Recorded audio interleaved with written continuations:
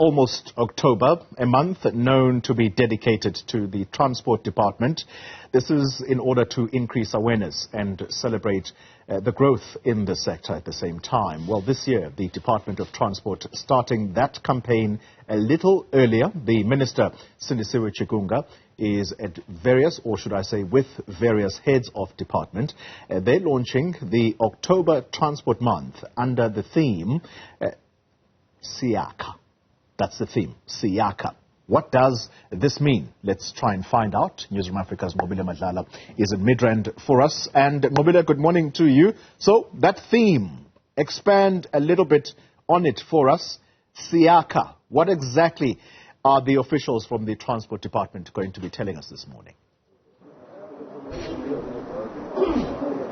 Well, clearly the minister said to us, Siyakha means that they are going to be building. You'll know that there's a lot of infrastructure that needs some close attention. And they're saying that they're building towards that, but also they're making sure that the different departments are ready. So in that sense, Bayaka meaning that they are building there too. We even touched on the fact that there are a lot of accidents that they are looking into as well, and just passing condolences to those families that had lost their loved ones, saying that that they are looking into that and how people can be protected, of course, on the road. And those are some of the awareness campaigns that they're working around.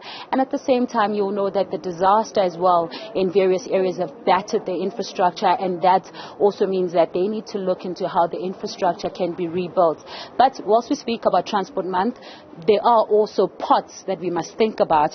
And of course, I'm going to bring in the CEO to speak to us about that. I mean, one always thinks on the road, but nobody thinks about what happens in the water.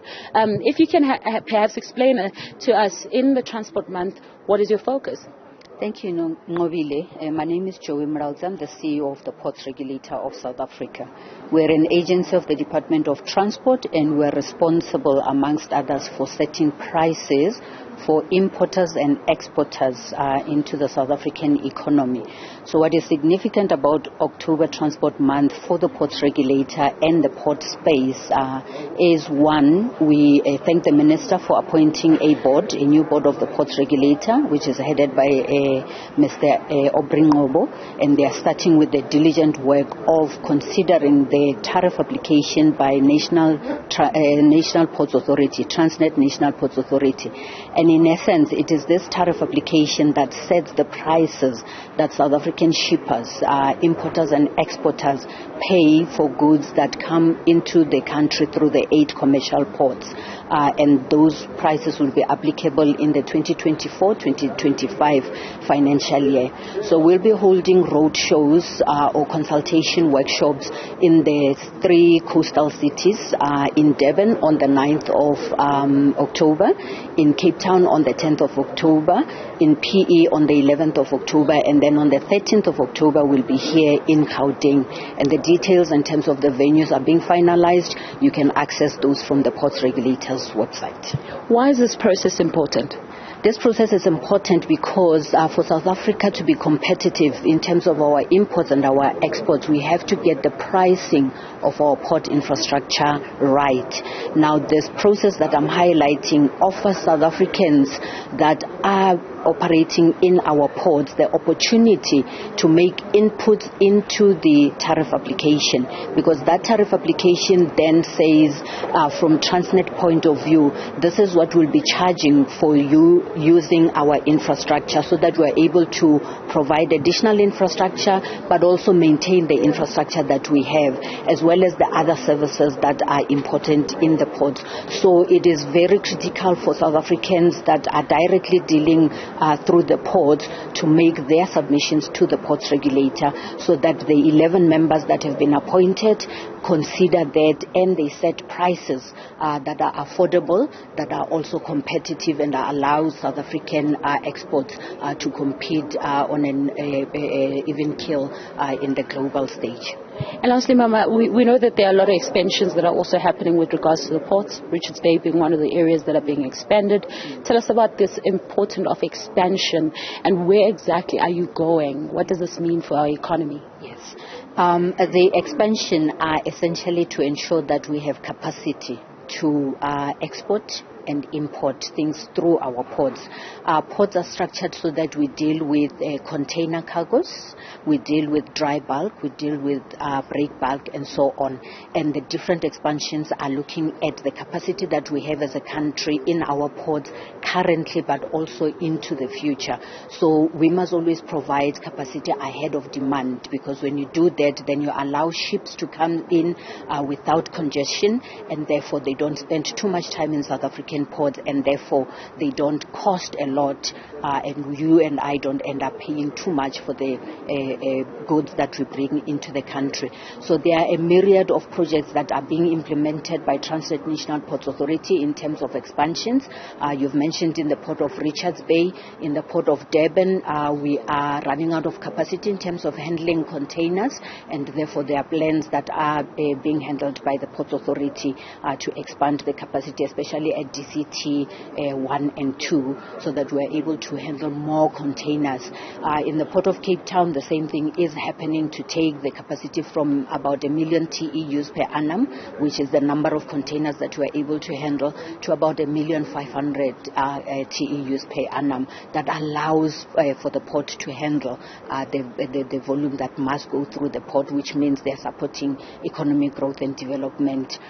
In each of the ports in the country, there are expansion programs. So as the ports regulator, we approve the application for the expansion of infrastructure by the Ports Authority. And on average, since 2009, we've approved about 49 billion of investment into port infrastructure.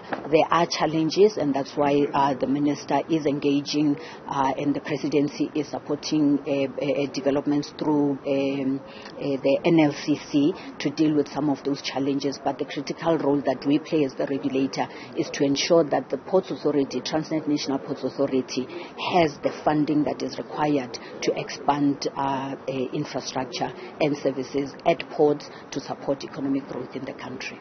Thank you very much for speaking to us. That is, of course, the CEO. And as you can hear there, the importance of expanding becomes a major thing, Ole. And of course, I'm going to briefly just ask Santako as well, who's on the roads. And I mean, whilst we speak about water, we know that there's a lot that happens on the roads too. Santako is part of this briefing, part of this conversation. But what do you add to this? Thanks very much, Nqobile, and greetings to your viewers. As Santako, Transport Month is a very important month for us. It simply means that we are heightening and further widening the knowledge of South Africans of what is it that we're doing. Our industry is facing an instance now where a lot of people feel like we are against, the advances of technology, and that maybe we seem to be struggling with regulation. And so that becomes the center of what we'll be doing throughout this month, to just remind South Africans that we remain the foremost transporter of many people on land, and that we are self-correcting, because we understand that there can never be a perfect sort of operation. And so that's largely what we're contributing to the conversation that's taking place, and what we'll also be talking about throughout the month. And I mean, talking about that awareness, can we expect where we can see perhaps a sense of calm and working conditions being different between the taxis as well as the e-hailing industry? Absolutely. Just last week, we were invited to the launching of a South African produced e-hailing app. It's called Taxi Ride. You would know that under Santako we've now embraced meter taxis, so we've got the Santako meter taxi desk. That just goes to show that we've never necessarily been opposed to the idea of there being an integrated nature of public transport and there being new role players coming into being. All that we've ever asked is that there should be proper regulation, and that their incoming should be further, well looked at, as opposed to them just coming in and there seeming to not being much happening. But in addition to that, we're actually going to be having one of the biggest events we'll be having in Transport Month is the prayer day that we'll be hosting in the Free State province against gender-based violence, taxi violence, as well as drug abuse. And that's just one of the other things that, in accordance with the 2020 National Taxi Law, we're bringing back the taxi industry, and we're saying we don't have to resolve things through violence. We need to sit down. We need to find commonality. Thank you very much for speaking to us, sir.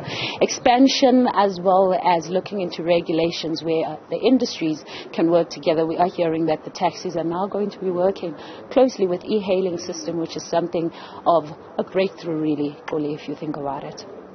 Madlala, thank you very much. Very important initiative.